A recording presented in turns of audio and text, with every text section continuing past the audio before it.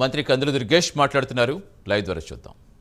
Tent హౌసెస్కి ఎంత ప్రాముఖ్యత వచ్చిందో ఆ రకమైన టెంట్ హౌసెస్ నిర్మించడం కానివ్వండి, ఇతరత్ర ఆ చుట్టుపక్కల పల్లెటూళ్ళు ఉంటే అక్కడ మనం హోమ్ స్టేలు అంటే మనం కూడా చూస్తున్నాం, మేము ఐడెంటిఫై చేసాం కూడా. ఇప్పటికే కోనసీమలో చూస్తే మండువా లోగిళ్ళు ఇంకా చాలా అద్భుతంగా కనబడతా ఉన్నాయి.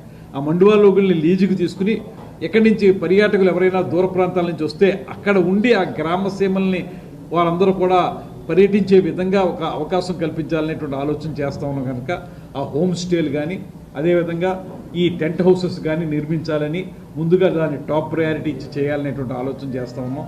అదేవిధంగా శ్రీశైలం ప్రాంతాన్ని కూడా ఆ చుట్టుపక్కల ఉన్నటువంటి అన్ని రకాల పర్యాటక ప్రదేశాలను చూసే విధంగా అక్కడ కూడా కార్యక్రమాలని నిర్వహించడానికి ప్లాన్ చేస్తూ ఉన్నాం. ఇప్పటికే స్టార్ హోటల్స్ కొన్ని మన రాష్ట్రంలో ముందుకు వచ్చాయి. వాటన్నిటికి కూడా మొన్ననే మేము క్యాబినెట్ అప్రూవల్ కూడా ఇచ్చాం. ఆ క్యాబినెట్ అప్రూవల్ ప్రకారం స్టార్ హోటల్స్ని కూడా మనం ఏర్పాటు చేయడానికి ఇక్కడ మీకు అట్మాస్ఫియర్ కోర్ అనేటువంటిది ఒక ఇంటర్నేషనల్ బ్రాండెడ్ హాస్పిటాలిటీకి సంబంధించినటువంటి ఒక పెద్ద గ్రూప్. వారు తిరుపతిలోను వైజాగ్లోనూ కూడా వాళ్ళ యొక్క స్టార్ హోటల్స్ నిర్మించడానికి ముందుకు వస్తూ ఉన్నారు. అదేవిధంగా మీకు తెలుసు, ఇంతకుముందే ఒబరాయ్ వాళ్ళు వచ్చారు, మేఫెయిర్ వాళ్ళు. ఇలాగా ఈ కూటమి ప్రభుత్వం వచ్చినటువంటి అనతి కాలంలోనే, ఈ సంవత్సరం లోపల ఉన్నటువంటి కాలంలోనే చాలా పెద్ద పెద్ద ప్రాజెక్టుల్ని మనం హాస్పిటాలిటీ ఇండస్ట్రీలో తీసుకురావడానికి జరుగుతున్నటువంటి ప్రయత్నం. ఈ ప్రయత్నానికి సంబంధించి మేమందరం చేస్తున్న కృషి, ముఖ్యంగా మా డిపార్ట్మెంట్ చేస్తున్న కృషిని ప్రత్యేకంగా అభినందిస్తూ ముఖ్యమంత్రి గారి యొక్క సూచనల మేరకు, ఆయన ఇస్తున్నటువంటి సహకారం మేరకు మేము ఈ సెక్టార్లో ముందుకు వెళ్ళడానికి ఈ 5 సంవత్సరాలు పూర్తయ్యే నాటికి 50,000 రూములు ఇక్కడ మన రాష్ట్రంలో ఏర్పాటు చేయడానికి. 50,000 రూములు అంటే హోటల్స్లో ఉండేటువంటి రూముల సంఖ్య మొత్తంగా చూసుకున్నట్లయితే రాష్ట్రంలో 50,000 రూములు ఉండాలనేటువంటి ఆలోచన చేస్తూ ఉన్నాం. ఇప్పటికే మేము కొత్తగా తీసుకొచ్చిన ప్రాజెక్టుల మేరకు కొన్ని రమారమి 7,000, 8,000 రూములు వచ్చినాయి. ఈ 5 సంవత్సరాల లోపల అవన్నీ కూడా పూర్తి చేస్తాం.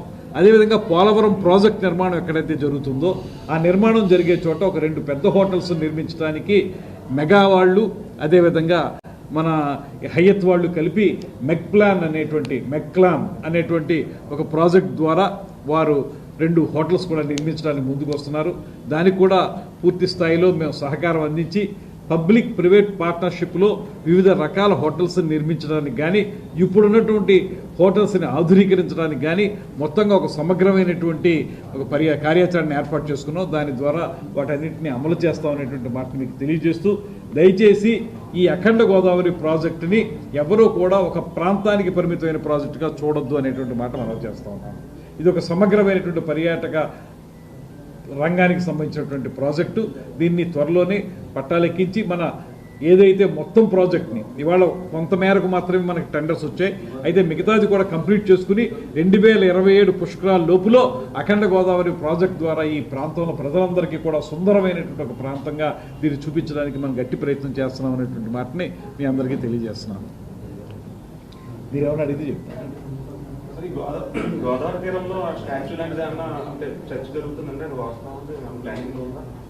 ఇది రివర్ ఫ్రంట్ అనేటువంటిది ఈ మధ్యకాలంలో నేను చూశాను. రివర్ ఫ్రంట్ అనేటువంటి దాన్ని కొంచెం మరింత వెడల్పు చేసి తద్వారా అక్కడ మరి ఇంతకుముందు ఉన్నటువంటి ఏవైతే మనకి ఈ స్టాచ్యూస్ ఉన్నాయో దాన్ని ఉంచుతూనే ఇంకా కొత్త స్టాచ్యూస్ కూడా ఏర్పాటు చేసి దాన్ని డెవలప్ చేయాలనేటువంటి ఆలోచన చేస్తున్నట్టుగా నాకు మున్సిపల్ కమిషనర్ గారు నాకు చెప్పారు. బహుశా రివర్ ఫ్రంట్ డెవలప్మెంట్ కోసం స్థానిక శాసనసభ్యులు, అదేవిధంగా ఇంకా ఇద్దరు ఉన్నారు కాబట్టి మనకి స్థానిక శాసనసభ్యులు శ్రీ ఆదిరెడ్డి వాసు గారు, శ్రీ గోరెంట్ల బుచ్చయ్య చౌదరి గారు, వారు ఒక ప్లానింగ్ చేస్తూ ఉన్నారు. దానికి మా పర్యాటక రంగం నుంచి లేకపోతే మా డిపార్ట్మెంట్ నుంచి ఏదైనా సహకారం అవసరమైతే తప్పనిసరిగా మేము అందజేస్తాం.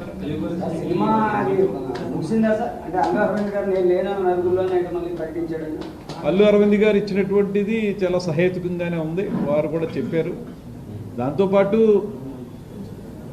ప్రస్తుతానికి అదేమీ బంద్ లేదన్నారు కనుక అది ఇంకా సమస్య పోయినట్టే ఆ సమస్య.